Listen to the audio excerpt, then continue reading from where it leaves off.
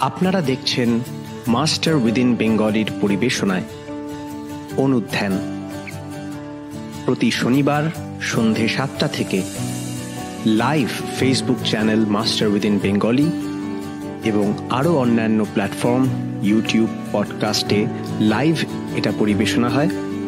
আপনারা আরও মানুষের কাছে এটা শেয়ার করে দিন এবং দেখতে থাকুন আজকের অনুধ্যানের পর্ব।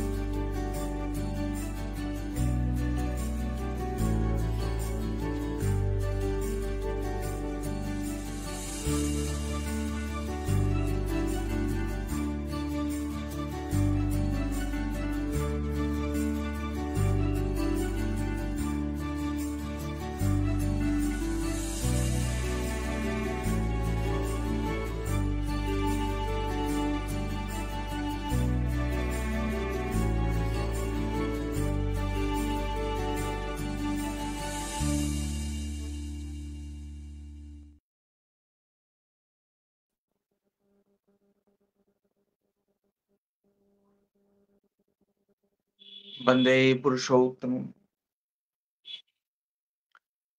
নমস্কার, আপনারা দেখছেন মাস্টার উইদিন বেঙ্গলির পরিবেশনায় অনুধ্যান পর্ব, যেটি ভারতীয় সময় 8টা এবং বাংলাদেশ সময় 8:30 Facebook master within Bengali official channel থেকে সরাসরি সম্প্রচারিত হয়। এছাড়াও এটি আপনারা পরবর্তীতে রেকর্ডেড ভার্সন দেখতে পারেন মাস্টার উইদিন বেঙ্গলি ইউটিউব চ্যানেলটি থেকেও।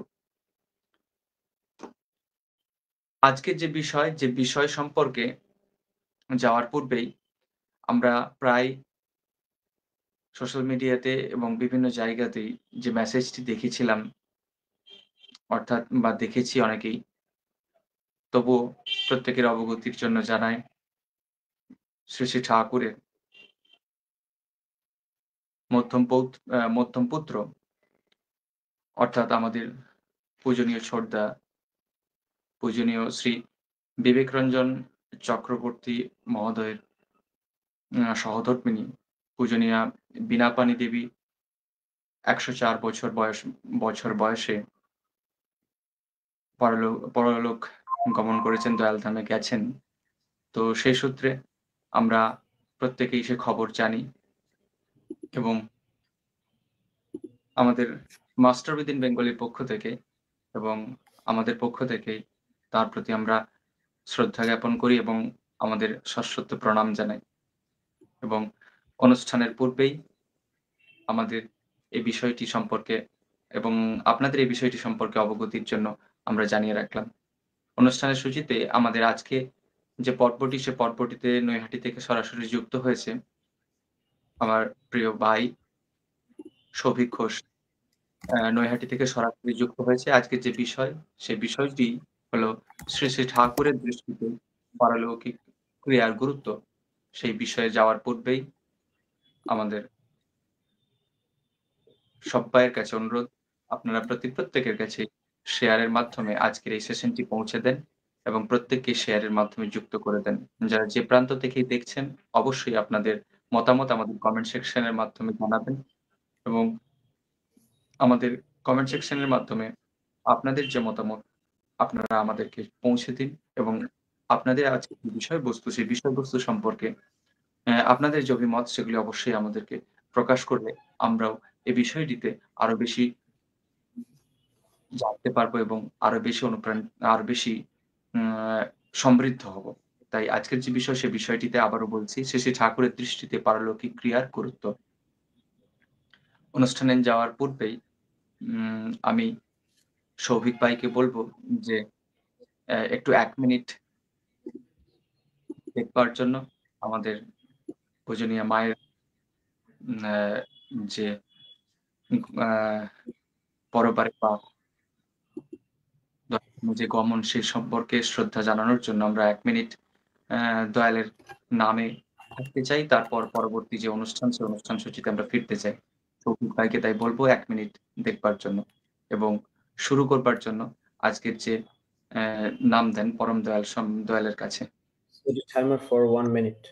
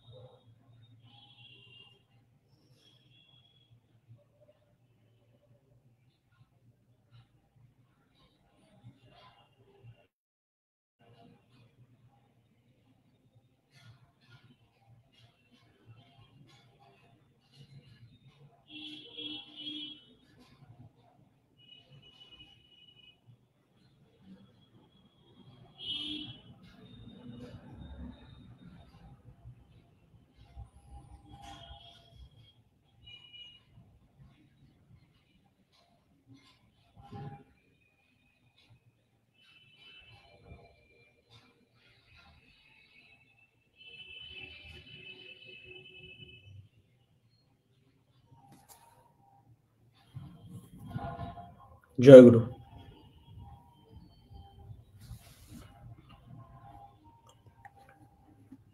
প্রত্যেকের উদ্দেশ্যে আবারও জানাই, আমাদের আজকের যে পর্ব যারা বর্তমানে যুক্ত হয়েছেন, সেই বিষয়টি সম্পর্কে অবগতির জন্য জানাচ্ছি। আজকের যে পর্ব, শ্রী শ্রী ঠাকুরের দৃষ্টিতে পারলৌকিক ক্রিয়ার গুরুত্ব, এই বিষয়টি সম্পর্কে আপনাদের যে মতামত অবশ্যই কমেন্ট সেকশনে জানাবেন। আমাদের আজকে যে অনুষ্ঠান পর্ব, এই অনুষ্ঠান পর্বের আজকের এই বিষয়বস্তু সম্পর্কে এই বিষয় নিয়ে আলোচনা করব আমাদেরই প্রিয় ভাই নৈহাটি থেকে সৌভিক ঘোষ এবং আমি সৌভিক ভাইকে অনুরোধ করছি আজকের সে বিষয় সম্পর্কে বলবার জন্য এবং অনুষ্ঠান সূচির পূর্বে আবারও জানিয়ে রাখি, আপনার প্রত্যেকের কাছে শেয়ারের মাধ্যমে পৌঁছে দিন। হ্যাঁ ভাই। জয়গুরু। সকলকে আমার প্রণাম জানাই এবং জয়গুরু জানাই। শ্রদ্ধেয় কৌশিক দা ইন্ট্রোডাকশন দিলেন, তা সেখানে আমি বলতে চাই যে এটা আমরা অনুধ্যানে যেরকম করে থাকি, আমরা তো শুধুমাত্র একজন কথা বলেন সেইভাবে আমরা করি না, আমরা ডিসকাশনের মধ্যে দিয়ে ব্যাপারটাকে নিয়ে যাওয়ার চেষ্টা করি। আপনারা সবাই জানেন, বুঝতেই পারছেন যে আজকের এই বিষয়বস্তুটা কোনো সাধারণ কারণে বা এমনি পিক আপ করা হয়নি। একটা বিশেষ ঘটনার উদ্দেশ্যে আজকের এই সাবজেক্টটি চয়েস করা হয়েছে। শ্রী শ্রী ঠাকুরের দৃষ্টিতে পারলৌকিক ক্রিয়ার গুরুত্ব। এর পিছনে আরেকটা জিনিস ছিল, যেটা টাইটেলে হয়তো আমার বোন অ্যাড করতে ভুলে গেছে। কথাটা ছিল শ্রী শ্রী ঠাকুরের দৃষ্টিতে মৃত্যু ও পারলৌকিক ক্রিয়ার গুরুত্ব, এরকম ভাবে একটা ছিল। এখন এখানে মিসিং দেখতে পাচ্ছি, কারণ মৃত্যু ও পারলৌকিক এই জন্য বলি, বা এই জন্য এরকম ভাবে সিলেক্ট হয়েছে, মৃত্যু কোথার থেকে চলে আসছে। মৃত্যুই একটা এমন জিনিস, আজকে কিছুক্ষণ আগে কৌশিকদার সাথে কথা হচ্ছিল যে লৌকিক মানে কি, পারলৌকিক মানে কি, সব ডিকশনারি দেখা হচ্ছিল। দেখা যাচ্ছে লৌকিক মানে কৌশিকদা যা বললেন এবং আমিও দেখলাম ডিকশনারিতে, এনিথিং দ্যাট ইজ ভিজিবল, যা কিছু আমাদের সাধারণভাবে দৃষ্টিগোচর হয়, যা কিছু আমরা দেখতে পারি। পারলৌকিক মানে যে তার উপার, সেটা বাদ দিয়ে আরো যা কিছু আছে সেটা পারলৌকিক, beyond the realm of living. এরকম যদি কিছু থাকে সেইটা নিয়ে আমরা আলোচনা করব। তা এখানে আছে, আর এর বিয়ন্ডে কিছু আছে। যখন মানুষ কেউ লৌকিক থেকে পরলৌকিকে চলে যায়, তার মাঝখানের ওই ভর্তিটা কি, অ্যাডমিশনটা কি করে হয়? অ্যাডমিশনটা ডেথ হচ্ছে সেই দরজাটা যেটা এই লৌকিক আর পরলৌকিকের মধ্যে একটা ব্রিজ হয়ে দাঁড়ায়। আবার আরেকটা জিনিস, সেই বিষয়টাও না বললে নয়, সেটা হচ্ছে জন্ম, পারলৌকিক, এই লৌকিক থেকে পারলৌকিক বলে যদি কিছু থাকে সেখানে নিয়ে যায় যেমন ডেথ, তেমন পারলৌকিক থেকে লৌকিকে মূর্ত করেও তেমন জন্ম। হ্যাঁ, আমাদের ফিজিক্সে আমরা পড়ি যে কোনো কিছু সৃষ্টি বা ধ্বংস হয় না পুরোপুরি, একটা স্টেট থেকে আরেকটা স্টেটে সেটা কনভার্টেড হয় মাত্র। এটাকেই বলে ল অফ কনজারভেশন। তো যাই হোক, যখন বিষয় এরকম চলে আসে, শ্রী শ্রী ঠাকুরের দৃষ্টিতে মৃত্যু ও পরলৌকিক ক্রিয়ার এরকম আসে, শ্রী শ্রী ঠাকুর অনুকূল চন্দ্র ও মৃত্যু, এই দুটো শব্দকে আমরা পাশাপাশি কল্পনাই করতে পারি না। শ্রী শ্রী ঠাকুর আজ থেকে, ইতিহাস থেকে আজ অব্দি যত মানুষ জন্মেছেন, যত আমাদের সিভিলাইজেশনের হিস্ট্রি আজ অব্দি যা যা দেখেছেন, তার মধ্যে শ্রী শ্রী ঠাকুর একমাত্র এমন একজন ব্যক্তিত্ব যিনি বলেছেন, যিনি অকাতরে ঘোষণা করেছেন যে death is a curable disease. মৃত্যু একটা রোগ যেটা কিওর করা যায়, যা নিরাময় করা যায়। মৃত্যু is not the final answer. এই লোক থেকে আরেক লোকে চলে গেলাম, লৌকিক থেকে পরলৌকিক হয়ে গেল, গল্প শেষ। একজন নাকে দড়ি দিয়ে ঘোরানোর মতো যখন তখন জন্মাবে, যখন তখন মারাবে, আমাদের হাতে কিছু নেই, নিজের প্রিয়জনদের থেকে দূরে চলে যাব, এই যে একটা আধিপত্যহীন যাত্রা, যার হাতে আমরা, মনে পড়ে গিরিশ ঘোষ একটা গান লিখেছিলেন বহুদিন আগে, গানটার নাম ছিল নাটক লিখেছিলেন, নাটকটি ছিল বুদ্ধচরিত। ঠাকুর রামকৃষ্ণদেবকে দেখানো হয়েছিল সে নাটকটা। তার মধ্যে একটা গান ছিল যে যে কোথা হতে আসি কোথা যাই, এরকম করে গানটা ছিল, যে সেটার কুল নেই, এরকম করে গানটা গাইছে। যে এক্স্যাক্টলি গানটা পুরো মনে পড়ছে না, যে এরকম ছিল, কোথা হতে আসি কোথা যাই, এর কি কুল কি নাই, এরকম করে বুদ্ধচরিতে গানটা ছিল।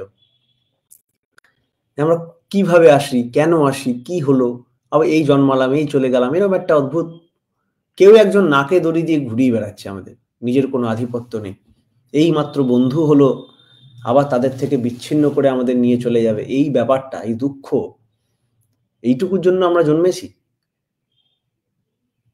এই যে এই সব কিছুর মধ্যে ভিলেন হয়ে দাঁড়িয়েছেন ডেথ। শ্রী শ্রী ঠাকুর একমাত্র এমন মানুষ যিনি ওপেন গলা জোর করে ঘোষণা করেছেন যে death is a curable disease. এই মৃত্যুটা শেষ না, মৃত্যুটা কোনো একটা রোগের মতো, একটা ডিজিজ, যে ডিজিজটাকে কিওর করা যায়। এখন এখান থেকে প্রশ্ন আসে, কিওর বলতে, যখন আমরা ডিজিজ বলি, কোনো রকম রোগ বা প্রবলেমের কথা বলি, তখন দুটো জিনিস চলে আসে, তিনটে জিনিস চলে আসে। একটা হচ্ছে ট্রিটমেন্ট বা কিওর, আর একটা হচ্ছে প্রিভেনশন, আর একটা হচ্ছে কন্টামিনেশন। এগুলো আবার কি?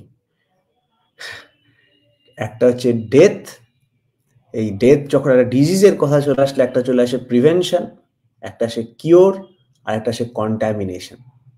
এই তিনটে জিনিস চলে আসে। কন্টামিনেশন মানে ছড়িয়ে যাওয়া। মৃত্যুর যে রোগ, মৃত্যু যদি একটা রোগ হয়, সেই রোগটা কিন্তু প্যান্ডেমিকের মতো ছড়িয়ে যায়।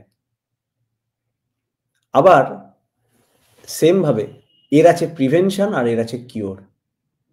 এখন অনেকে বলতে পারি যে তাহলে কি শ্রী শ্রী ঠাকুর মৃত্যুর অধীনে, মৃত্যুর থেকে উপরে গেছেন, বা মৃত্যু কি তাকে আটকে রাখতে পেরে, মৃত্যুকে তিনি বাইপাস করতে পেরেছেন? শ্রী শ্রী ঠাকুর মৃত্যু কিউরেবল বলতে কি বলেছেন? মৃত্যু কিউরেবল বলতে তিনি যা বলেছেন সেটার অনেক রকম ইন্টারপ্রিটেশন হয়। যদি মৃত্যু কি, ডেথ কি, সেটা বুঝতে গেলে আমাদের জানতে হবে লাইফটা কি, আমাদের জীবন মানেই হচ্ছে যেখানে প্রাণন ক্রিয়া আছে। এই যে আমাদের প্রাণন ক্রিয়াওয়ালা যে বডি নিয়ে আমরা চলছি, এটা হচ্ছে লাইফ যদি আমরা এটাকে বলি। এইটাকে ফিজিক্যালি কতটা এক্সটেন্ড করা যায় দেখব। কিন্তু সেখানেই কিন্তু গল্পটা শেষ হয়ে যাচ্ছে না। আমরা যদি ফিজিক্যালি বডিটাকে টানতে পারি, যতটা টানা যায় ১০০ বছর, ১২০ বছর যতটা টানা যায়, তার বিয়ন্ডে কি আছে? তার বিয়ন্ডেও দেখা যাচ্ছে আমরা যদি আমাদের মেমোরিটাকে এটার বিয়ন্ডে নিয়ে যেতে পারি, আমরা যদি অ্যাকচুয়ালি লৌকিক, পরলৌকিক আর ইন বিটুইন যা আছে এর মধ্যে থেকে আমার আইডেন্টিটিটাকে আমি সাস্টেইন করতে পারি, আমার মেমোরিজ গুলোকে আমি সাস্টেইন করতে পারি, তাহলে কিন্তু এটাকে বেঁচে থাকাই বলা যায়। এইভাবে আস্তে আস্তে দেখলে দেখা যাবে যে আমি কি, আমার কিভাবে কি হয় এবং সেই জিনিসটার উপর আধিপত্য কোনোভাবে যদি আমি অ্যাকোয়ার করতে পারি, তাহলে কিন্তু আমি ইন প্রিন্সিপল মৃত্যুকে জয় করে ফেলেছি। মৃত্যু আমার জামা বদলাতে পেরেছে, মৃত্যু আমার গায়ের রং বদলাতে পেরেছে, মৃত্যু আমার চশমার পাওয়ার বদলাতে পেরেছে, কিন্তু আমি যে সেটাকে মৃত্যু কিছু হাত দিতে পারেনি। এই জিনিসটাকেই বলা হয় জাতিস্বরত্ব। শ্রী শ্রী ঠাকুরের সৎসঙ্গ আন্দোলনের যে সিম্বল আমরা দেখতে পারি লেখা থাকে ওখানে, দদাতু জীবন বৃদ্ধি নিয়তং স্মৃতি চিদ্যুতে, তাই না কৌশিকদা? ওই স্মৃতি চেতনা, যে স্মৃতি আর শুধু স্মৃতি না, স্মৃতির সঙ্গে যে স্মৃতিযুক্ত চেতনা আছে।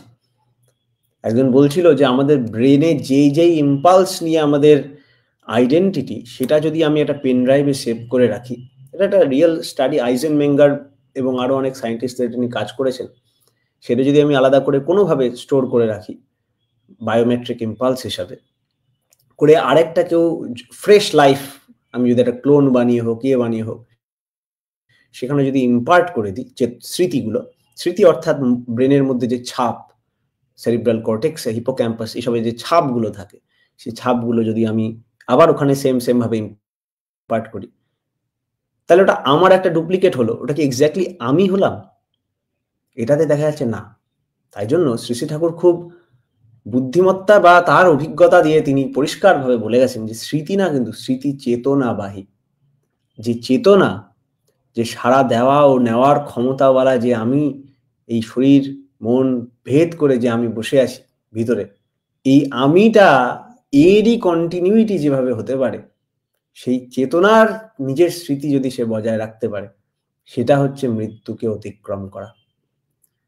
তাই মূলত দেখা যাচ্ছে এখানে অনেকগুলো প্রশ্ন চলে আসে, তাই কোয়েশ্চেন আনসার হলে আরো ভালো হয় জিনিসটা।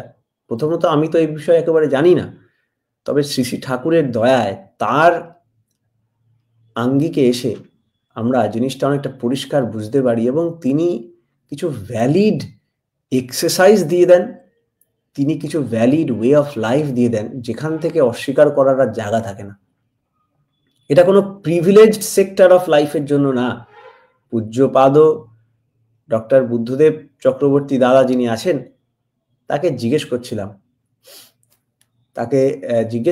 আজকে, অনেক বিষয় এরকম কথা হচ্ছিল, তিনি যে বলছিলেন আবার চেপে যাচ্ছিলেন। তা এবার তিনি যখন এরকম একটা পরিষ্কার কথা তাকে জিজ্ঞেস করলাম ডাইরেক্ট, যে ঠাকুরের এত মাথা ব্যথা কেন? তিনি তো মুক্ত, তিনি তো বিরাট, তিনি সব কিছুর সাথে আমিময় হয়ে একদম বিশাল হয়ে আছেন, তারপরও তার আমার সাথে এত সম্পৃক্ততা কিসের?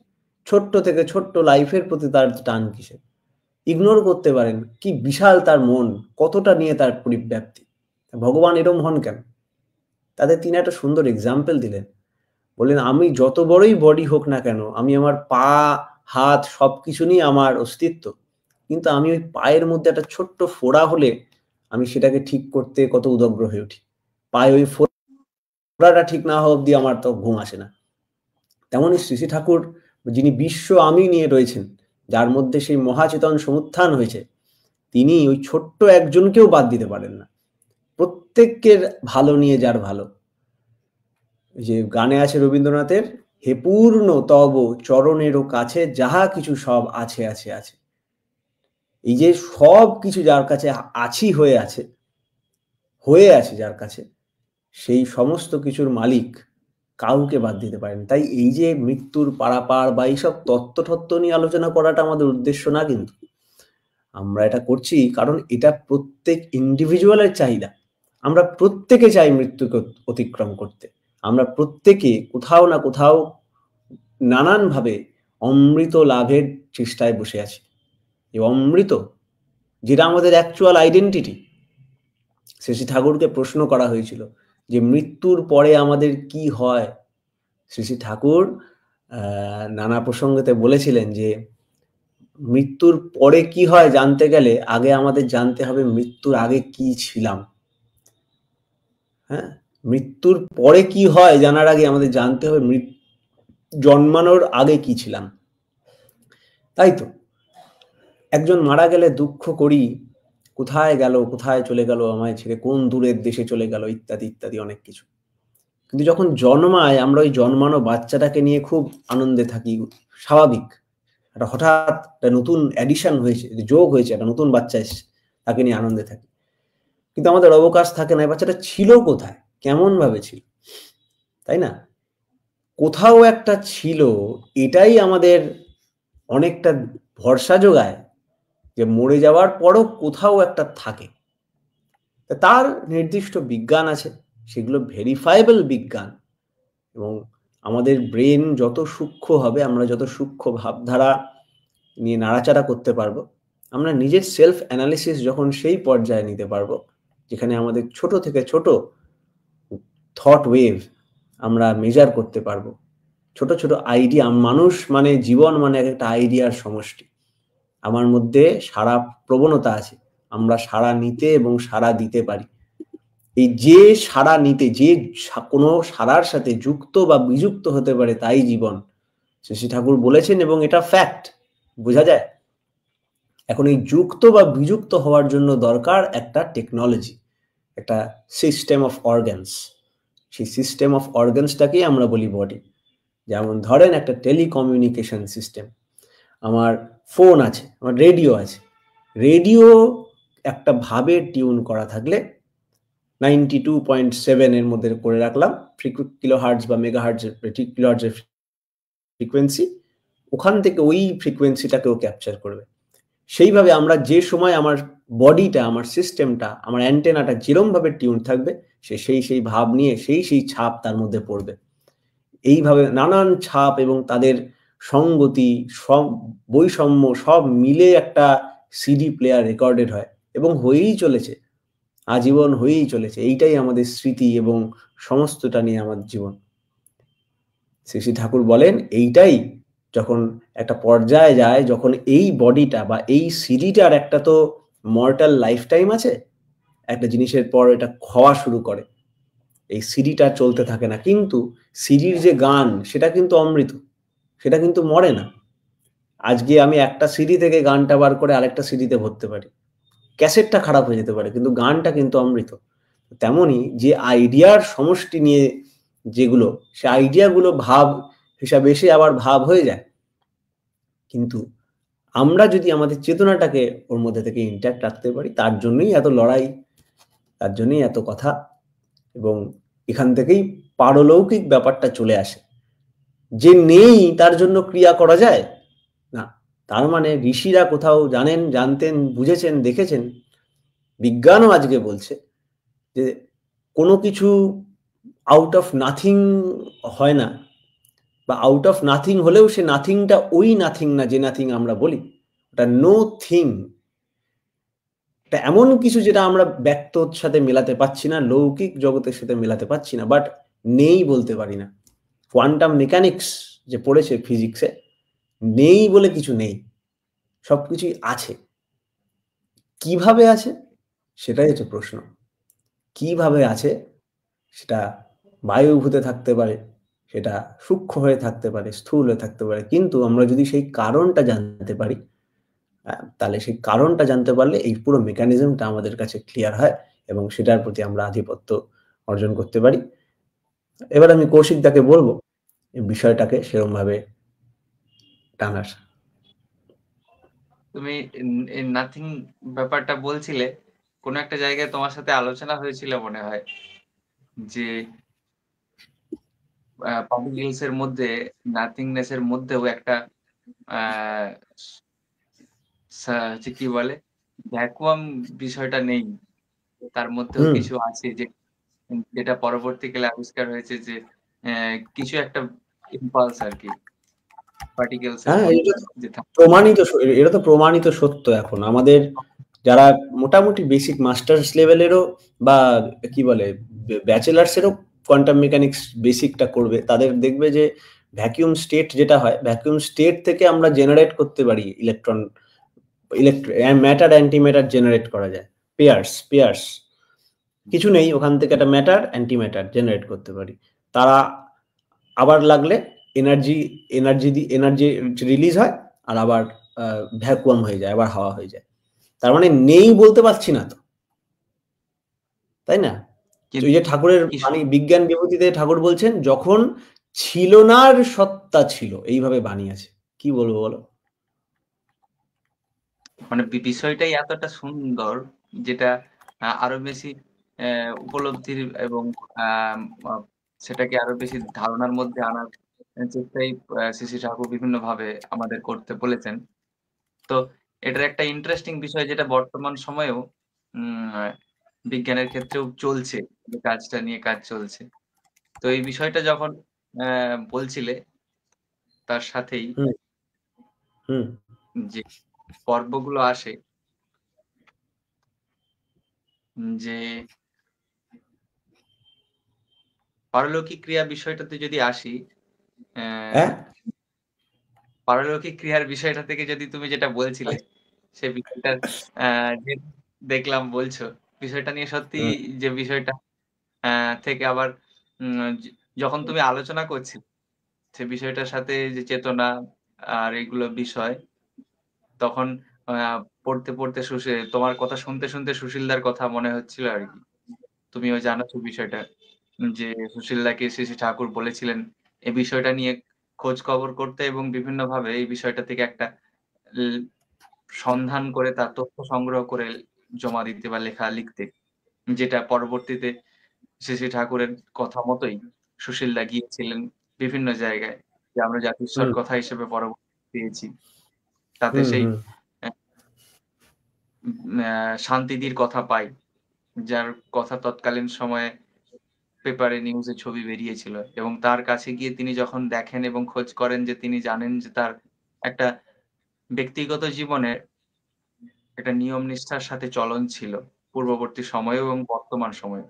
এই বিষয়টাই তোমার কাছে আসতে চাই, যে যেহেতু এই সেশনটা আমরা প্রায় শেষের মুহূর্তে, পরবর্তী সেশনের যে পার্ট সেই পার্টের জন্য অবশ্যই আমরা প্রত্যেকেই বলবো যে আপনাদের এই বিষয়ের যে কমেন্ট সেকশনে, আমাদের এই কমেন্ট সেকশনে আপনাদের যে বিষয়ে জিজ্ঞাসা এবং যে বিষয়গুলো আপনাদের মতামত সেগুলো অবশ্যই জানাবেন।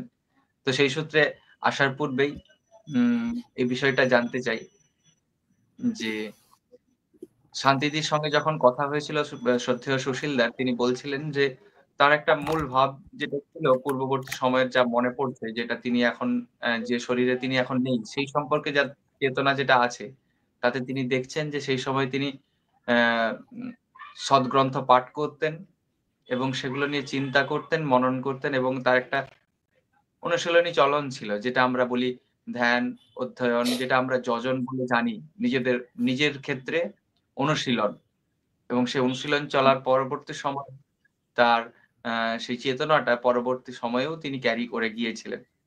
তো সেক্ষেত্রে আমরা তার স্মৃতিতে সেগুলো মানে তার স্মৃতির মধ্যে দিয়ে সেগুলো ফিরে এসেছি এবং সেগুলো তিনি বলছেন সুশীলদাকে, শ্রদ্ধেয় সুশীলদাকে, এবং সেটা আমরা তার জাতিস্বর কথা গ্রন্থে পেয়েছি। তো এই চেতনা সম্পর্কে আমরা আরো কথা শ্রী শ্রী ঠাকুরের কাছে পাই, যা প্রায় প্রত্যেক সৎসঙ্গীরাই অ্যা ম্যা প্রত্যেক প্রায় সৎসঙ্গীদেরকেই ফ্যাসিনেটেড করে এটা নিয়ে। আমিও যখন ১ম পড়তাম খুব আনন্দের সাথে এগুলো পড়েছি।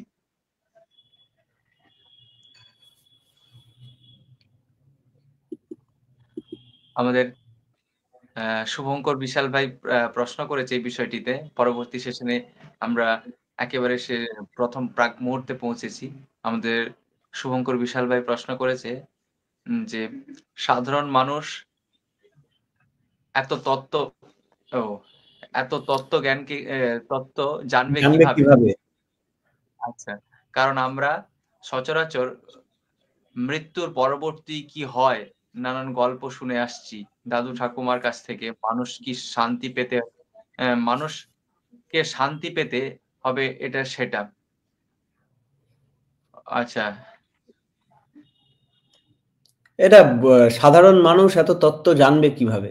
কারণ আমরা আচ্ছা, আচ্ছা, সচরাচর মৃত্যুর পরবর্তী কি হয় নানান গল্প শুনে এসেছি দাদু ঠাম্মার কাছ থেকে বুঝতে পেরেছি। তে আচ্ছা, মানুষকে শান্তি পেতে হবে, এই যে মরে গেলে শান্তি পেতে হবে এটা সেটা। হ্যাঁ। আচ্ছা, আচ্ছা। এখানে আমার আমার একটা বিষয়, এটা আমারও একটা প্রশ্ন ছিল, এ বিষয়ে জিজ্ঞাসা ছিল যে, এই যে তত্ত্ব জানবে কিভাবে লিখেছে এবং এটা জানারই বা সবসময় ওরকম জানা মানেটা কি ব্যাপারে বলা হচ্ছে? আমি বলব এতদিন ধরে যে মানুষজন আমরা রয়েছি, সবাই ঠিকমতো খাবার খাচ্ছি, হজম করছি, হ্যাঁ? যতদিন লাইফ থাকছে খাওয়া-দাওয়া করছি। কজন জানে এলিমেন্টারি সিস্টেমটা কিভাবে কাজ করে আমাদের? মুখের ভিতর বাকাল ক্যাভিটিতে খাবার যায়, কি এনজাইম বেরোয় মুখ থেকে এগুলো কি সবাই জানে? জানে না, অবশ্যই জানে না। হ্যাঁ? যে আমার পেটে গিয়ে গ্যাস্ট্রিক অ্যাসিড তৈরি হচ্ছে এইসব তো দরকার পড়ে না। কিন্তু তার গ্যাস্ট্রিক অ্যাসিডের উপর একটা আধিপত্য আছে। এবং গ্যাস্ট্রিক অ্যাসিডে যখন প্রবলেম হয়, যখন হজমের সমস্যা হয়, তখন সে ডাক্তারের কাছে যায়, গিয়ে জেনে ওষুধ খায়, সে ওষুধটা লাগিয়ে সে আবার সিস্টেমটাকে নরমাল করে দেয়। একটা ডিজিজ হলে সে ডিজিজটা কিওর করে। ব্যাপারটা সিম্পল। মরে গেলে কি হয় না হয় এটা একটা এক্সোটিক ব্যাপার লাগতে পারে। এটা একটা গল্পের হুম, এবং সানডে সাসপেন্স এর বিষয় হতে পারে। কিন্তু আমাদের কিন্তু টার্গেট সেটা না। আমাদের টার্গেট হচ্ছে এই মৃত্যুটা কিন্তু অবধারিত সবার জন্য। কারণ এটা একটা রোগ যেটা একটা টাইমের পর আসে। আমি এইভাবে দেখছি। ডেথ ইস এ ডিজিজ। এটা একটা রোগ বা যেটা আমার সত্তা চায় না, এরকম একটা আমার উপর জোর করে আরোপ করা হয়েছে এমন একটা জিনিস। যে যা কিছু সৃষ্টি হয়েছে তারই মৃত্যু হবে এরকম একটা ব্যাপার। এবং শ্রী ঠাকুর বলছে এটা কিউরেবল। এই রোগটা কিউরেবল তিনি বলতে পারছেন কারণ তিনি সেই রোগের ডাক্তার। মৃত্যুর পরে কি হবে, আগে কি হচ্ছে এইসবের তত্ত্ব জানি কি না জানি আমি জানি না। তার থেকে ইম্পোর্টেন্ট আমি কি সেটাকে অতিক্রম করতে পারলাম কিনা এবং অন্যকেও সেটা অতিক্রম করাতে হেল্প করতে পারছি কিনা। এখানে একটা জিনিস আজকে পূজনীয় দাদাকে, পূজনীয় বুদ্ধদেব চক্রবর্তী শ্রী শ্রী ঠাকুরের পৌত্র যিনি, তাকে সাথে কথা হচ্ছিল, তাকে আমি একটা জিনিস জিজ্ঞেস করলাম। শান্তি মা যে বলছেন যিনি, হুম, কৌশিকদা যার কথা বলছিলেন, খুব ফেমাস উনি এবং মহাত্মা গান্ধী উনার নামে একটা করেছিলেন, একটা কাউন্সিলও বসিয়েছিলেন। তো খুব ফেমাস ঘটনা। তাই আমি ভাবলাম তাই যখন স্মৃতিবাহী চেতনা আমাদের টার্গেট, তাহলে কি আমাদের শান্তি দেবী কি আমাদের আইডিয়াল হয়ে গেল না ব্যাপারটা? তাহলে উনি আমাদের আইডিয়াল বা উনি আমাদের আল্টিমেট গোল এরকম তো হতে পারত না। উনার উনার স্মৃতিবাহী চেতনা হয়েছে, তাতে কার কি লাভ হয়েছে? স্মৃতিবাহী চেতনায় কার তাতে উদ্ধার হয়েছে? বা তার নিজেরই বা উদ্ধার হয়েছে কিনা তার কি গ্যারান্টি আছে? তাই না? এটা তার কতটা তার মধ্যে আধিপত্য আছে সেটা ঘটানোর।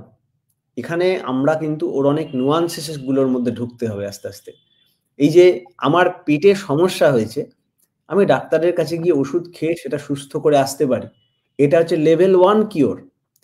কিওর মানে সুস সুস্থ হয়ে গেলাম। দ্বিতীয় যেটা, রোগটা যাতে আবার না হয় তার জন্য আমরা প্রিভেনশন নিয়ে রাখি। তখন আমাকে কিন্তু নিজেকে ছোটখাটো একটা নিজের রোগের জন্য ডাক্তার হয়ে যেতে হয়। কারণ ডাক্তার সবসময় আমার সঙ্গে থাকে না। ডাক্তার বলে দেয় এই সময় এই ওষুধ খেতে হবে, এইটা করতে হবে। তখন আমাকে নিজেকে অনুশাসিত করে সেগুলো করতে হয়। ঠিক তেমন মৃত্যুকে অতিক্রম করে অ্যাকচুয়ালি আমি কি? আমার আইডেন্টিটিটা কি? সেইটার বিষয়ে আমাকে জানাটা একটা ইনএভিটেবল জিনিস হয়ে যায়। আমাকে জানতেই হয় আমি কি? ঘুরে ফিরে সেই একই জায়গায় চলে আসে। এই তত্ত্বটা জেনে আমরা সানডে সাসপেন্স বানাবো বলে জানতে চাইছি না। আমরা গল্প করে মজা পাবো বলে করতে চাইছি না। We are bound to know this. আমাদের জানতে হচ্ছে, না হলে আমরা থাকতে পারছি না। কারণ একদিন আমাকেও সেই দিন দেখতে হবে যেদিন ত্রাহিমাং, ত্রাহিমাং করব। যেদিন মানুষই আমার আপনার আমার আপনার মানুষই সামনে থেকে চলে যাবে, যখন আমি দেখতে পারবো আমিও চলে যাব, আমার বডি নিতে পারছে না, তখন আমার নিজেরই মনে হবে যে আমি কি এইটুকু, আমার লাইফ এইটুকুই ছিল। তখন দেখতে পারবো আমাদের 100 বছর বয়স হোক আর 120 বছর বয়স হোক, তখন আমিও দেখতে পাবো আমি মরতে চাই না, বাঁচতে চাই। এবং আমি আমার পারিপার্শ্বিক নিয়ে বাঁচতে চাই, সবাইকে মিলে বাঁচতে চাই। তখন এই স্মৃতিবাহী চেতনাটা আমার পক্ষে ইম্পর্টেন্ট, এবং আমার বন্ধু আত্মীয় যারা আছে তাদের জন্যও ইম্পর্টেন্ট কতটা, সেটা আমরা বুঝতে পারি। এর মধ্যে যারা ভাগ্যবান, যারা প্রজ্ঞাবান, যারা সেই পরিস্থিতি অতিক্রম করেছে, ওই মুহূর্তে করেও, তারা কিন্তু খুব নির্দ্বিধায়, ভয়ে শূন্য হয়ে কমপ্লিট যতটা একটা পরিস্থিতি নিয়ে এই জাম্পটা দিতে পারে।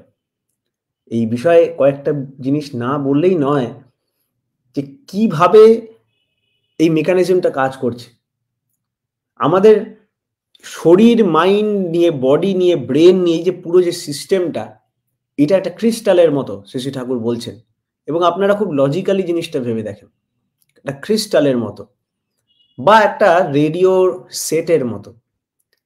বাইরে অনেক রকম চিন্তাধারা রয়েছে, আমি একটা চিন্তাধারা, একটা আইডিয়া, এই আইডিয়াটা এর মধ্যে ক্যাপচার্ড আছে। এই রেডিওটা যখন খারাপ হয়ে যায়, ওই তরঙ্গটা এখনো রয়েছে। আমার কাছে একটা অ্যান্টেনা আছে, এই অ্যান্টেনাটা খারাপ হয়ে যাওয়া মানে যে রেডিও স্টেশন থেকে গান বাজছে সেটা বন্ধ হয়ে যায় না, কিন্তু সেটা চলছে। আমার অ্যান্টেনা খারাপ হয়ে গেছে বলে আমি শুনতে পাচ্ছি না। আবার যখন ওইভাবে টিউনড কোনো অ্যান্টেনা বানানো হবে যেটা ওই ওয়েভটার সাথে সিঙ্ক্রোনাস, ওই ওয়েভটার সাথে টিউন, তখন আবার ওখানে যেটা বাজছে এখানে বেজে উঠবে। তাহলে আমরা যখন বলি মরে গিয়ে আত্মা হয়ে গেল, অর্থাৎ এই ধরনের টার্ম ইউজ করি, বা সূক্ষ্ম দেহে বিলীন হয়ে গেল, হ্যান ত্যান যাই বলি, ইথারে চলে গেল, হ্যান ত্যান, মরে গিয়ে যে জিনিসটা হয়ে যায়, সেটাকে আমি যাই বলি না এখন, যে জিনিসটা হয়ে যায় ওটাও হাওয়া হয়ে গেল, ওটা অন্যভাবে বিচরণ করলো।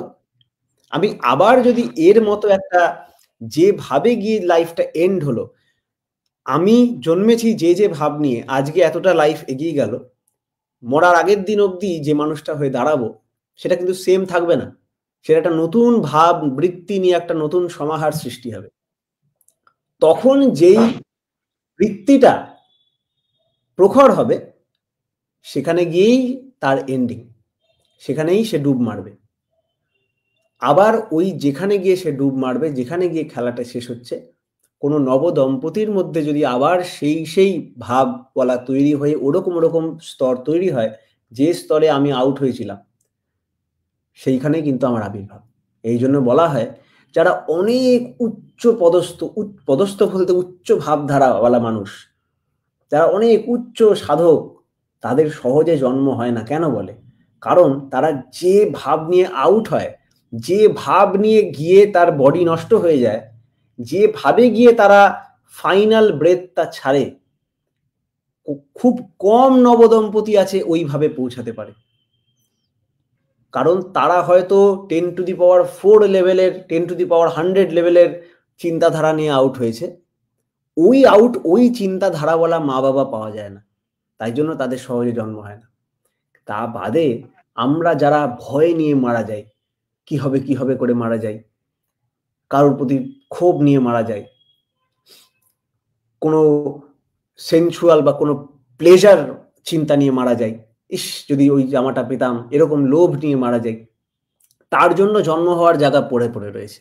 এই জন্য শাস্ত্রে নাকি এরকম অনেক বলা আছে, যে আজীবন সেন্সুয়াল প্লেজারের জন্য নারী করে গেছে, যে তাদের শূকরের কাছে জন্ম হয়।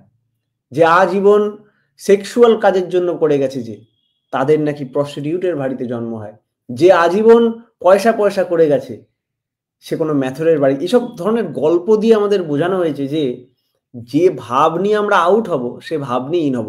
আর সারা লাইফে আমরা যে চিন্তাটা প্র্যাকটিস করব, জীবনের লাস্টে কিন্তু সেই চিন্তাটা উঠে দাঁড়ায়।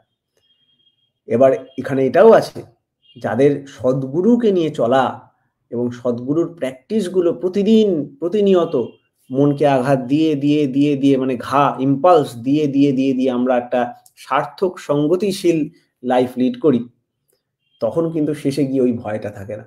ওই জন্য এরকম শোনা যায়, বা শাস্ত্রেও এরকম বলা, যে সদ্গুরুকে নিয়ে চললে, সদ্গুরুর প্রতি অনুরাগ থাকলে যম তার দরজার সামনে আসে না। তাই সদ্দীক্ষার ইম্পর্টেন্স এতটা। আরেকটা প্রশ্ন করেছেন কি, ভর is equal to MC square, ভর এবং শক্তির সম্পর্ক, ভর থাকলে শক্তিও থাকবে, তাহলে আমরা যখন মারা যাই। এগুলো অনেক স্থূল ব্যাপার, আমি বলবো। এখানে যে এনার্জি যেভাবে বলা হচ্ছে, এই স্থূলের পিছনে সূক্ষ্ম আছে। হ্যাঁ, এনার্জি আর ম্যাটার যেটা আছে, এনার্জি আর ম্যাটার, এটার আমার তো কন্ট্রোল আছে। আমি হাত আছে, হাত নাড়াতে পারি, এটা মেকানিক্যাল এনার্জি। দুটো হাত ঘষবো, হাত গরম হয়ে যাবে, এটা হবে হিট এনার্জি। তাহলে আমি যখন চাই হিট এনার্জিকে মেকানিক্যাল এনার্জি করতে পারি, মেকানিক্যাল এনার্জিকে হিট এনার্জি করতে পারি, এটার আমার আধিপত্য আছে। আমরা এখানে যে এনার্জির কথা বলছি, এটা লাইফ এনার্জি, এটাও একরকম এনার্জি। এই এনার্জি স্থূল ওয়ার্ল্ডের কোনো একটা দুটো এনার্জির সাথে মেলালে চলবে না। আমার হৃৎপিণ্ড চলছে, আমার লাংস চলছে, আমার চিন্তাধারা চলছে, রাত্রেবেলা কি খাবো এই চিন্তাও চলছে, আবার পেটে হজমটা যেন ঠিক হয় সেই চিন্তাও চলছে, পড়াশোনা করতে হবে এই চিন্তাও চলছে। সব মিলে একটা যে এনার্জি চালাচ্ছে, এটাকে ঠাকুর বলছেন প্রাণন ক্রিয়া। এই এনার্জিটা কিন্তু অত সিম্পল এনার্জি না, হিট এনার্জি তার একটা সামান্য পার্ট, তাই জন্য এটাকে বলে সূক্ষ্ম ভাব, তাই না? তাহলে মৃত্যুর পর আমাদের শক্তি আত্মাকে ত্যাগ করে, এইসব কথা প্রশ্নের মধ্যেই তাহলে আমরা যেহেতু সিস্টেমটাকে বুঝি না, ওই জন্য আমাদের প্রশ্নটাও কিন্তু সেম লাইনে আসে না। হ্যাঁ, ওই জন্য প্রশ্নটা আমাদের তাহলে ব্যাপার হচ্ছে আমরা ফিজিক্সের ক্লাসে গিয়ে ওই বায়োলজির প্রশ্ন করছি, এরকম টাইপের। বাংলার ক্লাসে গিয়ে ম্যাথমেটিক্সের প্রশ্ন করছি, ওরকম। কারণ আমরা জানি না সাবজেক্টটা কি নিয়ে কথা বলছি। যাই হোক, আজকের বিষয় যেটা ছিল পরলৌকিক ক্রিয়া, শ্রী শ্রী ঠাকুরকে প্রশ্ন ভেবেছিলাম ওই ধরনের, ওই লাইনে যদি আসতো যে পারলৌকিক ক্রিয়া ব্যাপারটা কি। আজকে যে মায়ের কথা বলা হলো, তিনি শ্রী শ্রী ঠাকুরের পরিবারের সব থেকে বয়োজ্যেষ্ঠা মা, এবং তার মতো এত ভালো শ্রী শ্রী ঠাকুরকে বাসার মানুষ বিরল, কত সহজভাবে তাকে ভালোবেসেছিলেন। এই যে এখন তার অনেক রকম পারলৌকিক ক্রিয়া জাতীয় অনেক ধরনের যেরকম হয় শ্রাদ্ধ, যেগুলো এইসব ধরনের কাজকর্ম ক্রিয়া এগুলো হয়, এই প্রসঙ্গে আমরা কিন্তু অনেক ধরনের কথা, যেরকম আমাদের কৌশিকদা বললেন, যে এই যে আমরা টিউনিং এর কথা বলছিলাম কিছুক্ষণ আগে, এই শ্রাদ্ধ করার বা এই ক্রিয়াকলাপ করার অধিকার শুধু ওই ধরনের মানুষেরই কেন থাকে যারা আত্মীয় বর্গ, ওই একই ব্যাপার, যারা টিউনড থাকে। শ্রী ঠাকুরকে প্রশ্ন করেছে। যাই হোক, আপনারা এই বিষয়গুলো আমার মনে হয় বেশি সুবিধা হবে, মানে আমরা এই ব্যাপারে যতই পড়াশোনা করি, আমি খাবার কিভাবে হয় সে বিষয়ে আমি অনেক পড়াশোনা করতে পারি, কিন্তু আমার যদি নিজেরই হজম না হয় খাবার, সে বিষয়ে গল্প করার আর কতটুকু গুরুত্ব থাকবে, তাই না?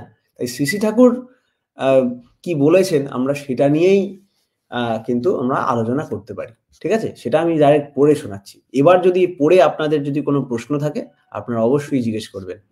ঠিক আছে, আমার মনে হয় সেটা ইউজফুল হবে, নাহলে একটা জাস্ট তাত্ত্বিক আলোচনা হয়ে দাঁড়িয়ে থাকবে, আর নাহলে সেরকম প্রশ্ন করতে হবে আমাদের, না করলে উত্তর কিভাবে দেব। শ্রী ঠাকুর প্রশ্ন করলেন, এই যে মৃত্যুর পরে খেতে দেওয়া হয় তাকে, হ্যাঁ, পরলৌকিক ক্রিয়ার মধ্যে খেতে দেওয়া হয়, তা শ্রী ঠাকুরকে বলেছে মৃত্যুর পর সে কি করে, খায় কি?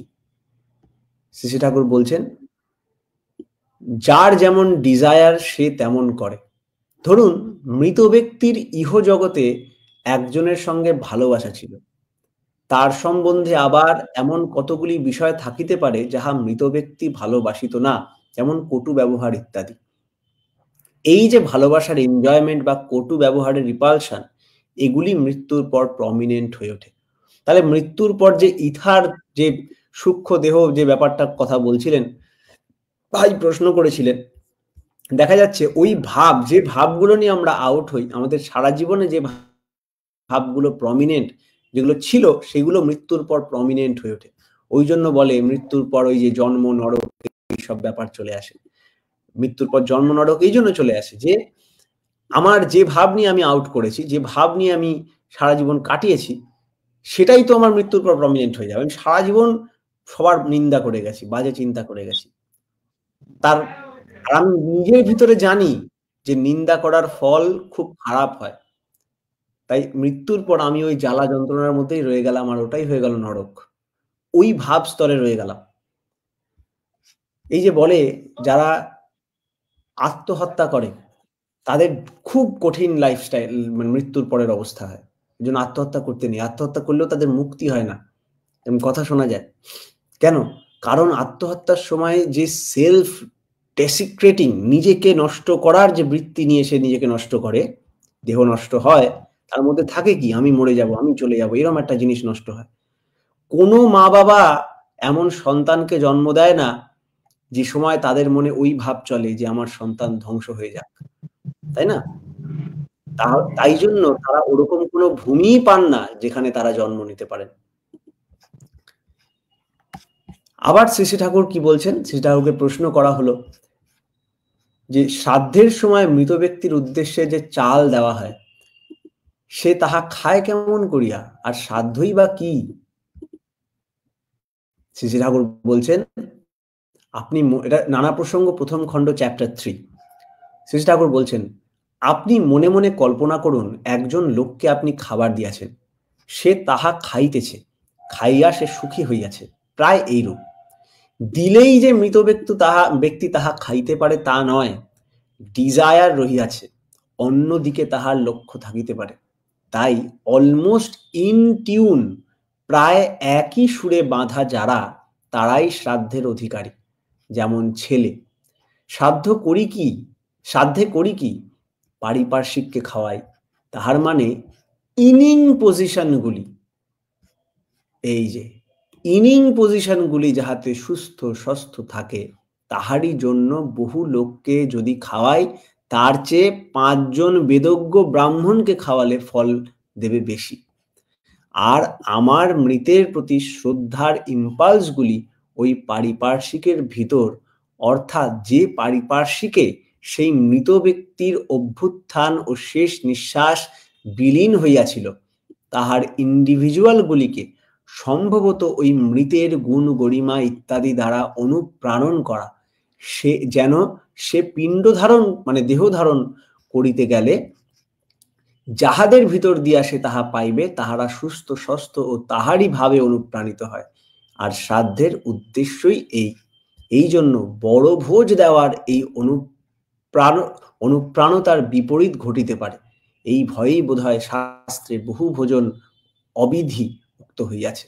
আর নিকট অথচ যাহারা, এর ইম্পর্টেন্ট জায়গা, নিকট অথচ যাহারা শোকক্লিষ্ট নয়, এমন বেদজ্ঞ ব্রাহ্মণ ইত্যাদিকে উপাসনা করিয়া খাওয়ানোর বিধি দেওয়া হইয়াছে, কারণ তাহারা সহজেই সেই মৃতের প্রতি শ্রদ্ধা ও সহানুভূতিতে অনুপ্রাণিত হইতে পারে। এই যে জিনিসটা পড়া হচ্ছে, এটা নিয়ে একটা আলোচনা হতে পারে, কথোপকথন হতে পারে, তাহলে জিনিসগুলো আরো পরিষ্কার বোঝানো যায়। নাহলে নিজের তরফ থেকে বক বক বক বক করে গেলেও কতটা সাকসেসফুল বা কি হবে জানি না। আমি এনজয় করতে পারি, কার পক্ষে কতটা এনজয়েবল হবে আমি জানি না, তাই না? তাই মনুসংহিতাও এই ধরনের আমাদের কি বলে বাণী টানি আছে যে সৎক্রিয়াং দেশ কালৌ চ শৌচং ব্রাহ্মণ সম্পদ, এরকম বাণী আছে যেখানে যে যাদের এরকম বেদজ্ঞ ব্রাহ্মণদের এনে তাদের নিয়ে অশৌচ কাটানোর সময় এসব করার ব্যাপারে আছে। এই ইনিং পজিশন ঠাকুর যেটাকে বলছিলেন, ইনিং পজিশন মানে সেই রিসিভিং ব্যাপার। ধরেন সেরকম ভাববৃত্তিওয়ালা মানুষের দেখা হলো, তারা আসলো, তাদের মধ্যে সেই ভাবটা সঞ্চার হলো, তাহলে সেখানে যে আউট হয়েছে সে আবার জন্ম নিতে পারে। কিন্তু বহু লোককে খাওয়াতে গিয়ে এমন হয়ে গেল, তারা ভাবলো যে আচ্ছা এ তো খাওয়াতে পারতো, বাড়িতে এই আছে সেই আছে, ছেলের এত পয়সা, ছেলের ওই হ্যান ত্যান, এইসব নিয়ে করতে গিয়ে আমাদের না হয় মিটে গেল, কিন্তু ওই মৃত ব্যক্তির প্রতি সহানুভূতিশীল হলাম না বলে, বা ছেলেমেয়েরা অন্যভাবে ভাবিত হয়ে রইল বলে, তারা কিন্তু তার কন্টিনিউইটিতে ব্যাঘাত এনে দিল। তাহলে দেখতে হয় এক মা বাবার কাছে একটা সন্তান জন্ম নেয় কিভাবে, তাদের থট প্রসেসে, এবং সেই মা বাবার মিলিত যে দুটো ওয়েভের সুপারপোজিশনের যে সুপারপোজড ইন্টারফিয়ারেন্সওয়ালা যে ওয়েভটা তৈরি হয়, সেই ওয়েভের সাথে সেই বাচ্চাটা যখন মারা গেছিল আগের জন্মে বা যাই বলো, সেখান থেকে সেই দুটোর মধ্যে একটা রেজোনেন্স তৈরি হয় বলে।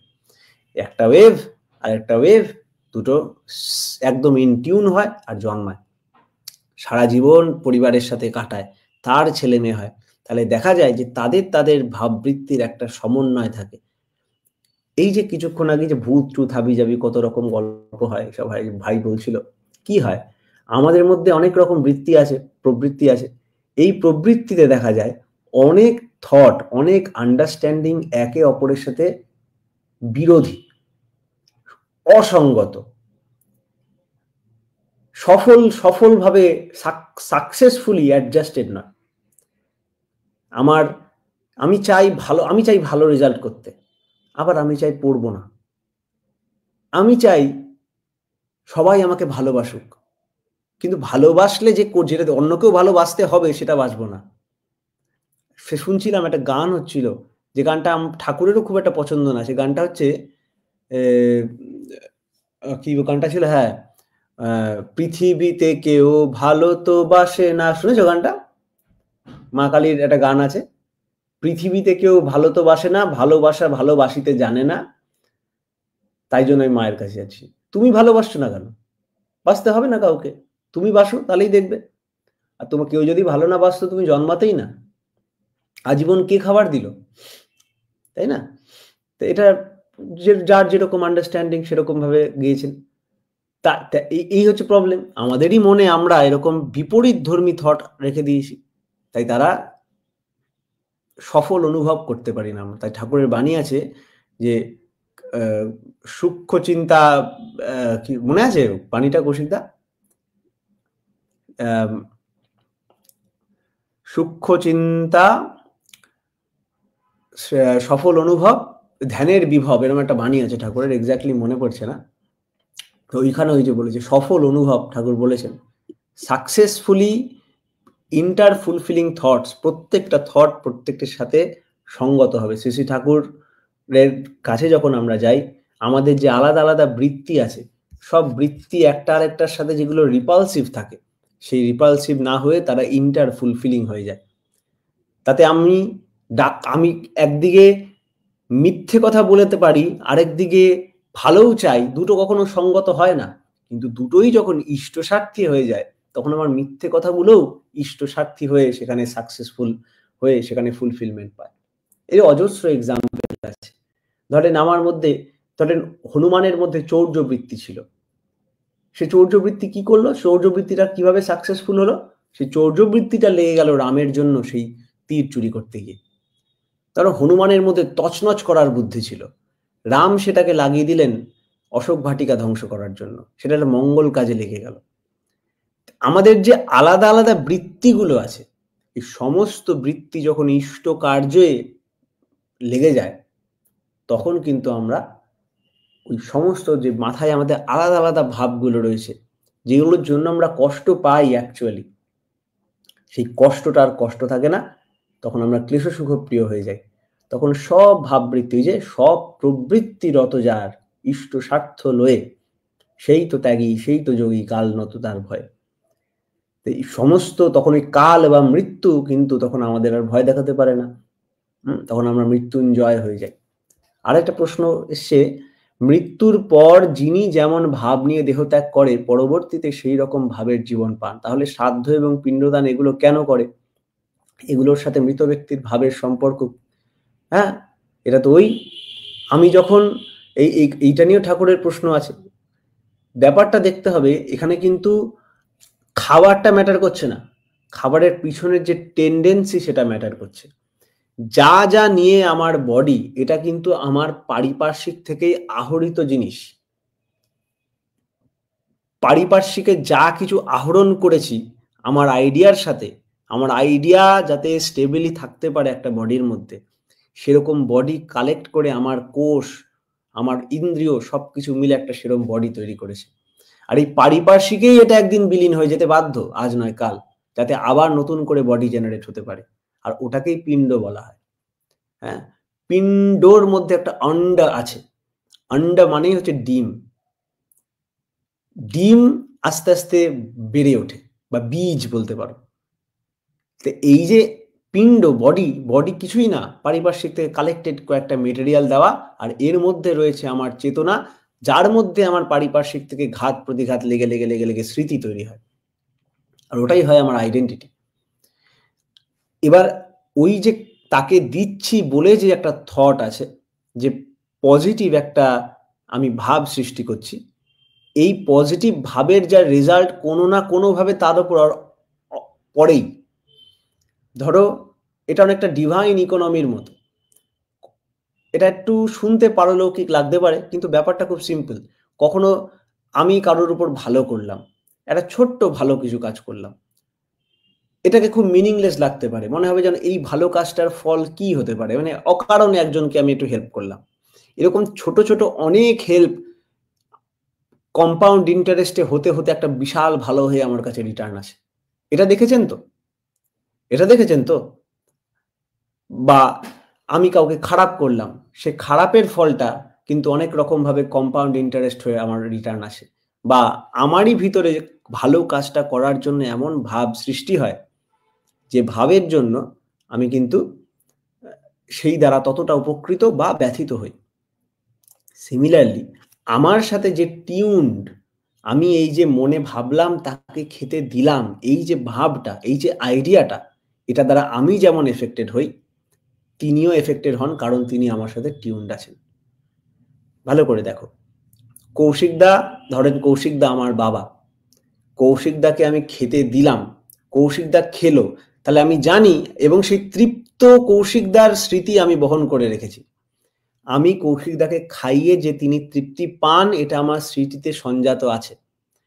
আজকে কৌশিকদার দেহটা নেই ওরম ভাবে, আমি তাকে খাবার দিলাম, এই যে খাবার দিলে যে তিনি তৃপ্ত হন, এই ভাবটা আমার মধ্যে জেনারেট করলো, আর ভাবের যে সে সূক্ষ্ম রাজ্য, সেখানে সেটা বিলীন হয়ে গেল আগের মতো।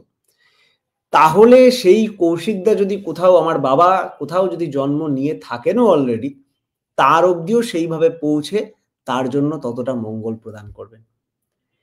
তাই শ্রী শ্রী ঠাকুর এক জায়গায় বলেছেন, আলোচনা প্রসঙ্গতেও আছে, তার জীবনীতেও আছে, যে কখনো কখনো মনে হয় মনটা হঠাৎ প্রফুল্ল হয়ে গেল, কখনো কখনো মনে হয় কেউ হঠাৎ মনটা কৃতজ্ঞ বোধ করতে লাগলো। হতে পারে ওই পিণ্ডদানের এফেক্ট। আমি বলছি, ধরো একটা গান এখন 92.7 FM এ বাজছে, সেটা আমি শুনতে পাচ্ছি না, তার মানে নেই, ওটা নেই তা না, ওটা ওয়েভ হিসাবেও আছে, যার বাড়িতে রেডিও বাজছে তার বাড়িতে আওয়াজ হিসাবেও আছে। একটা জিনিস ওয়েভ হিসাবেও থাকতে পারে, কারোর বাড়িতে গান চালিয়েছে আওয়াজ হিসাবেও থাকতে পারে। তেমন যিনি মারা গেছেন, যিনি পিণ্ডর থেকে আউট হয়ে গেছেন, তিনি আউটসাইডেও আছেন, কিন্তু যদি পিণ্ড পেয়ে একটা বডিতে কনফাইন্ড হয়ে যান, তিনি বডিতেও আছেন। কারণ তার যে আমি যখন এই বডির মধ্যে কনফাইন্ড হয়ে যাই, এই বডি আমিটুকু অবধি আমার চেতনাটা ইনট্যাক্ট আছে, এর বাইরে আমি নেই তা না, এর বাইরের ব্যাপারে আমি ভুলে গেছি, আমি অতটা চেতন সম্পন্ন মানুষ না।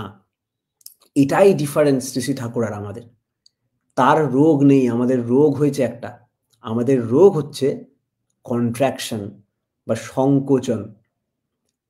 পরমপিতা শ্রী শ্রী ঠাকুর বিস্তৃতি লাভ করেছেন সবকিছুর মধ্যে। একটা ঘোড়াকে চাবুক মারছে, তার পিঠে দাগ হয়ে যাচ্ছে, তার কষ্ট হচ্ছে, আমাদের সেটা হয় না। শ্রী শ্রী ঠাকুর এক্সট্রা অর্ডিনারি না, কিন্তু আমরা লেস অর্ডিনারি। শ্রী শ্রী ঠাকুর নর্মাল, আমরা অ্যাবনর্মাল। শ্রী শ্রী ঠাকুর বেশি কিছু না, শ্রী শ্রী ঠাকুরই অ্যাকচুয়াল, আমরা কম কিছু। তাই শ্রী শ্রী ঠাকুর বলেছেন যে এই যে নিজেকে জানি, তোমরা জানো না আমি জানি, এইটুকু ডিফারেন্স। কৃষ্ণও বলেছেন, বহুনাং জন্মানি তব চারজন যে আছে গীতায়, যে তুমিও বহুবার জন্মেছো, আমিও বহুবার জন্মেছি, সেম ব্যাপার, একটা ছোট ডিফারেন্স, আমি জানি তুমি ভুলে গেছো। শ্রী ঠাকুর এই নিয়েই এই একই মেসেজ বারবার দেওয়া হয়েছে। আর এই যে ভাব, যাতে আমাদের মধ্যে সেই পূর্ণ চেতনা জেগে ওঠে, সেটার সম্ভব সেই পূর্ণ চেতনাওয়ালা মানুষ যখন আসেন, তার মাধ্যমেই একমাত্র। তিনিই পারেন, কারণ তিনি যখন সেই লেভেলের কাঁপছেন, তিনি সেই লেভেলের ভাইব্রেশনে রিভারবারেট করছেন, তাকে ধরে আমিও সেই ভাইব্রেশনে রিভারবারেট করতে পারি। আর এই ভাইব্রেশনটার নামই হচ্ছে নাম, বীজ মন্ত্র, হোলি নেম। শ্রী শ্রী ঠাকুরের সমস্ত সত্তাকে ডিনোট করছেন সেই নাম। এই নামটা নিতে হয়। তাই জন্য এই নামের যে বিধি, এই নামের যে ব্যাপার, এই যে সংকল্প, এই সবকটার পাই টু পাই ইম্পর্টেন্স আছে। ইন টোটো করা চাই আমাদের, করি না হয়তো। তাই যারা এই নামটা বর্তায়, যার মাধ্যমে এই নামের প্রচার হয়, সেরকম ঋত্বিক দাদারা আছেন যারা, তাদের সেই জিনিসটার অবিকৃতিও ততটা ইম্পর্টেন্ট। তারা যদি তার মধ্যে কোনো মশলা মেশান, শ্রী শ্রী ঠাকুরের নীতিবিধির মধ্যে যদি আমরা কোনো নিজের ইচ্ছা মতো কিছু মেশাই, তাহলে বুঝতে পারছেন তার এফেক্টটা কতটা ডেঞ্জারাস হতে পারে। একটা বিশাল টাইটানিকের একটা সামান্য প্রবলেমের জন্য টাইটানিক ডুবে গেল, আর এটা তো টাইটানিকের থেকে আরো কত কঠিন ব্যাপার। একটা কম্পিউটারে একটা তার কেটে দেবো, একটা ছোট্ট একটু, যদি বলি একটু কাটলে কি আর হবে, একটাই তো তার, বলে কেটে দিলাম, পুরো কম্পিউটার বন্ধ হয়ে যাবে। সেখানে এটা তো হিউম্যান মেকানিজম, ভগবানের তৈরি কম্পিউটার। এটা নীতিবিধি এদিক ওদিক করলে কি হতে পারে তার কারণ মানে বুঝতে পারছি। তাই জন্য আমরা এতটা খুঁতখুঁতে শ্রী শ্রী ঠাকুরের ব্যাপারে, আমি না, যে কোনো বড়, আমরা যাদের থেকে জানতে পেরেছি, পূজনীয় দাদাদের যারা আছেন বা ঠাকুরের আরো যারা কর্মী, তারা এটা নিয়ে কেন খুঁতখুঁতে এত। নিজে পার্সোনালি না করতে পারছো সেটা আলাদা ব্যাপার, পারি না তো, কিন্তু নীতিবিধিটাকেই অন মাস চেঞ্জ করে দেওয়া, তা তো বিশাল একটা নেগেটিভ কনসিকুয়েন্স হয়ে যাবে। শ্রী শ্রী ঠাকুর এই জন্য বলেন, তিনি জ্যান্ত তার গ্রন্থে, তিনি জ্যান্ত তার জীবন, তার বাণী, তার আচার আচরণ, তার প্রতি সারেন্ডার যারা, তাদের উপর দিয়ে। কারণ বস্তুত আমরা আলাদা, এই বডি না, আমরা ওই ভাব, আমরা ওই কালেকশন অফ আইডিয়াসওয়ালা যে বসে আছেন, সৎ চিত আনন্দময়, সেই ভিতরে যে সমগ্র নিয়ে যে ভিতরে বীজ হয়ে আছে, শ্রী শ্রী ঠাকুর সেই বীজটারই গাছ রূপ, সমস্ত ফুলে ফেপে হওয়া যে গাছ, সেই গাছটারই বীজ হয়ে প্রত্যেকে আমরা রয়েছি। আমরা সচ্চিদানন্দময়, তিনি সচ্চিদানন্দ বিগ্রহ। এই তার প্রতিমূর্তি, ছোট ছোট ছোট ছোট বীজ আমরা, তাকে দেখে আমরা তার মতো হব। তাই তিনি কখনো বাদ যাননি, তিনি কখনো সিস্টেম থেকে আউট হননি, তিনি এই পুরো সিস্টেমটা, তিনি একটা অন্য ফর্মে আছেন। যে ফর্মে তিনি ছিলেন, কখনো কখনো আমাদের ফর্মে এসেছেন, আবার সেই ফর্মের মতোই চলে গেছেন।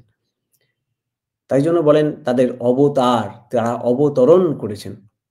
জন্ম টন্ম তো হতেই থাকে।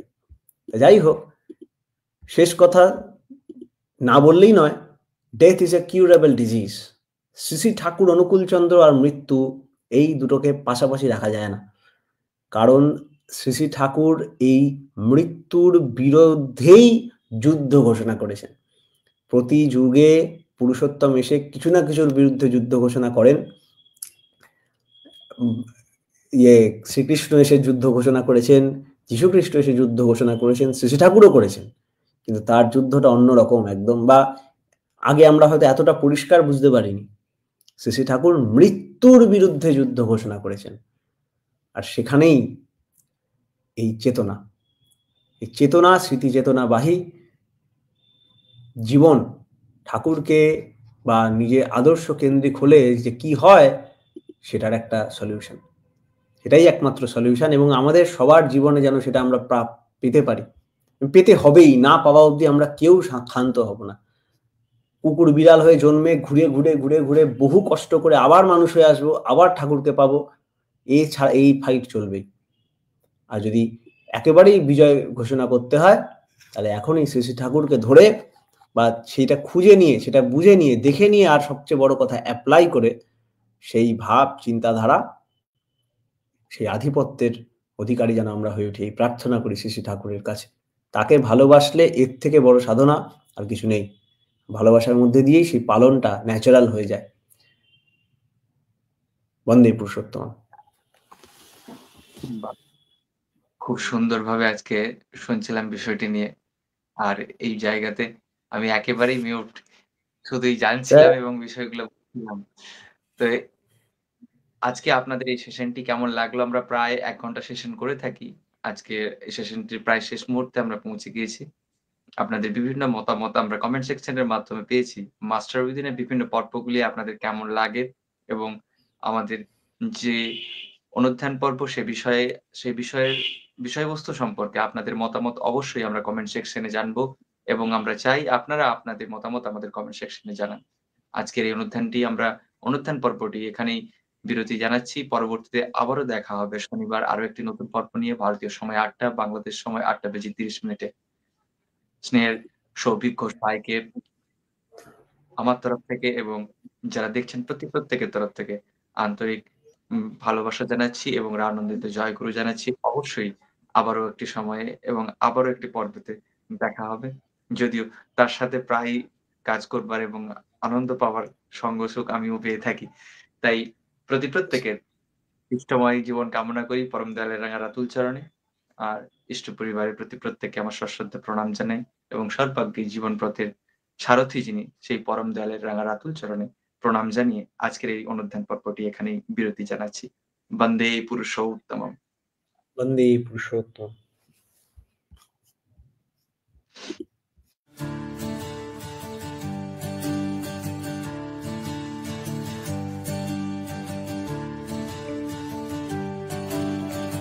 আপনারা দেখছেন মাস্টার উইদিন বেঙ্গলির পরিবেশনায় অনুধ্যান।